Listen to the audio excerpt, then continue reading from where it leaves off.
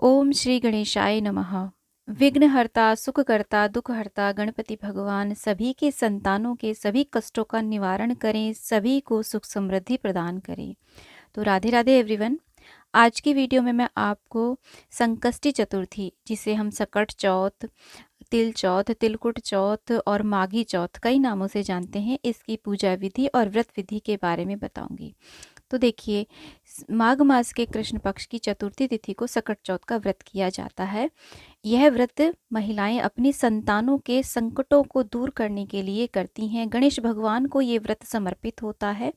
इसमें गणेश भगवान की पूजा की जाती है। तो ये पूजा आप दिन में भी कर सकते हैं या शाम को प्रदोष काल में भी कर सकते हैं। तो इसके लिए देखिए, स्नान आदि करके शुद्ध हो जाएं और एक चौकी लगाएं, या फिर मंदिर में, घर का जो मंदिर है उसमें पूजा कर सकते हैं। चौकी के ऊपर लाल रंग का वस्त्र बिछाएं, फूलों का आसन देते हुए गणेश भगवान की कोई तस्वीर है तो गंगाजल से साफ करके विराजमान करें। अगर मूर्ति है तो उन्हें भी आप विराजमान कर लें। घी का या तिल के तेल का हम एक दिया जलाते हैं, फिर जल का छींटा दे करके भाव रूप में हम स्नान करा देंगे।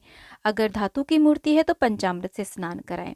फिर देखिए, ऐसे इत्र लगा करके हम वस्त्र स्वरूप करलावा समर्पित करेंगे। अगर आपके पास जनेऊ है तो आप जनेऊ भी गणेश भगवान को अर्पित कर दें, और आप चाहें तो कोई भी लाल रंग का वस्त्र समर्पित कर सकते हैं। जनेऊ नहीं है तो कच्चा सूत भी आप 7 बारी लपेट करके अर्पित कर सकते हैं।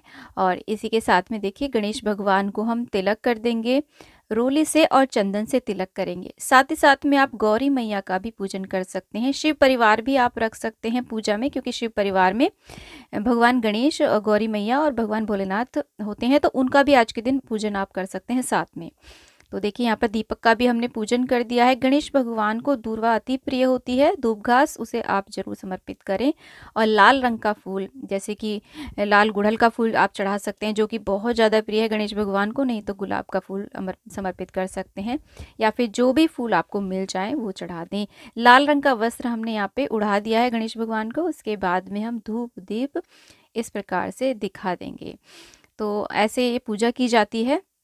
धूप दीप मैंने दिखा दिया है। इसी के साथ में देखिए, इसे तिल चौथ भी कहा जाता है। इस दिन हमें तिलों का प्रयोग जरूर करना है। तो ऐसे दीपक में हम तिल डाल देंगे।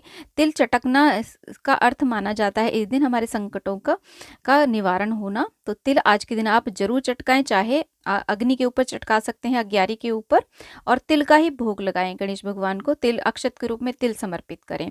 तो ये तिलकुट बनाया जाता है। तिल को भून के गुड़ के साथ में कूट के तिलकुट बनाया जाता है। इसका ही प्रसाद हम लगाते हैं। साथ में आप तिल से बनी हुई कोई भी मिठाई, जैसे कि तिलबुग्गा है, रेवड़ी है, गज्जक है, उसका भोग, या तिल के और गुड़ के लड्डू बना के भी आप गणेश भगवान को ऐसे समर्पित कर सकते हैं। इनमें से कोई भी भोग, तिल से बनी हुई कोई भी, देखिए आप पूड़ी पकवान भी आप, यानी कि तिल की मीठी पूड़ी पूड़े बना के भी अर्पित कर सकते हैं। साथ में गणेश भगवान को केले का फल बहुत ज़्यादा प्रिय है, तो आप केले का, बेर भी आज के दिन आप समर्पित कर सकते हैं। फिर देखिए, एक चौकी के ऊपर एक जल का लोटा हम भर के रखते हैं, और हाथ में कुछ तिल के दाने लेकर के यहाँ पर सकट चौथ की कहानी करी जाती है। तो कहानी का वीडियो आपको हमारे चैनल पे अलग से मिल जाएगा, आप कहानी वहाँ से सुन सकते हैं। तो देखिए, जब हमारी कहानी संपूर्ण हो जाती है तो ये जो तिल हैं थोड़े से तो हम जल के लोटे में डाल देंगे। बाकी तिल को आप या तो किसी कटोरी में यहाँ पे चौकी के पास में रख दें, या फिर आप अपने पल्लू में बांध लें, जैसे हम करवा चौथ की कहानी में पल्लू में बांधते हैं ना। दूर्वा भी आप हाथ में जरूर लें कहानी सुनते समय। और उसके बाद में देखिए, हम थोड़ी सी ऐसे अग्यारी करते हैं, यानी कि गाय के गोबर का उपला सुलगा के उसके ऊपर तिल की आहुतियाँ दी जाती हैं, गुड़ और घी की आहुतियाँ दी जाती हैं। फिर शाम के समय जब चंद्रोदय होता है तो ऐसे जल का एक लोटा तैयार करते हैं। लोटे के ऊपर स्वास्तिक बना लें, उसके कंठ में मौली कलावा बांध लें, और जल ले करके जल के अंदर सफ़ेद चंदन, सफ़ेद नहीं तो पीला चंदन, थोड़े से तिल डालें, कोई भी मीठा डालें, तिलकुट डालें इसके अंदर। अगर आपके पास देखिए फूल है सफ़ेद तो वो डालें, नहीं तो पीले रंग का फूल भी आप डाल सकते हैं। इससे हम चंद्रमा को अर्घ्य देते हैं, क्योंकि ये जो व्रत है चंद्रमा को अर्घ्य दे करके ही खोला जाता है। अब देखिए, जो तिलकुट का प्रसाद हमने चढ़ाया, इसे आप बायने के साथ में, अगर आपके यहाँ पर बायना पूजता है तो बायने के साथ में सासू माँ को दे दें। बाकी प्रसाद को आप सभी में बांट सकते हैं। और सुबह के समय ऐसे हमें पूजा करनी है, बहुत ज़्यादा अर्ली मॉर्निंग पूजा नहीं होती है। अब 10-11 बजे के करीब ये पूजा कर सकते हैं। शाम को जब चंद्रोदय होता है तो देखिए, उस समय भी आप गणेश भगवान का पूजन करें, यहाँ पर धूप दीप आरती कर लें।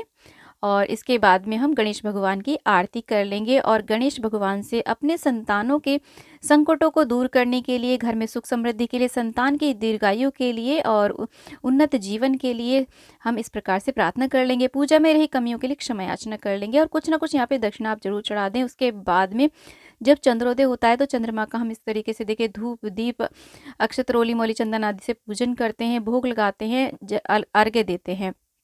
चंद्रमा को अर्घ्य देने के बाद में ही ये व्रत खोला जाता है। देखिए किसी किसी के यहाँ पर तो ये व्रत निर्जल किया जाता है, चंद्रमा को अर्घ्य देने के बाद ही भोजन आदि किया जाता है। किसी के यहाँ पर दिन में कहानी करने के बाद में दूध चाय फल आदि ले लिए जाते हैं, फिर शाम को चंद्रमा को अर्घ्य देने के बाद में पूजा करने के बाद में ये व्रत खोला जाता है। तो जैसे भी आपके परिवार में होता हो या आपकी सामर्थ्य हो वैसा आप व्रत कर सकते हैं, लेकिन जैसे व्रत का आप संकल्प लें वैसा हमें व्रत करना होता है। तो आई होप वीडियो आपको पसंद आई होगी। वीडियो यदि थोड़ी सी भी पसंद आई है, यूजफुल लगी तो प्लीज़ वीडियो को लाइक शेयर, चैनल को जरूर सब्सक्राइब करना और कमेंट बॉक्स में ओम श्री गणेशाय नमः अवश्य लिखना फ्रेंड्स।